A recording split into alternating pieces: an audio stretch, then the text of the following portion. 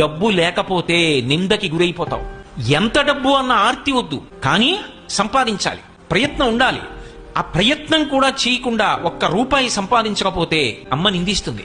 తండ్రి కొడుకుని చూసి సంతోషంగా ఎరా అని ఇలా వెన్నుపాము మీద తట్టడు. మేము కష్టపడి సంపాదిస్తాం, వీడొక్క రూపాయి తేడు. అన్నదమ్ములు మాట్లాడరు. సేవకుడు చెప్పిన పని చేయడు, ఒక్క రూపాయి ఇవ్వలేవు గాని పనులు చెప్తావా అంటాడు. భార్య కూడా ప్రియమార ఆలింగనం చేసుకోదు.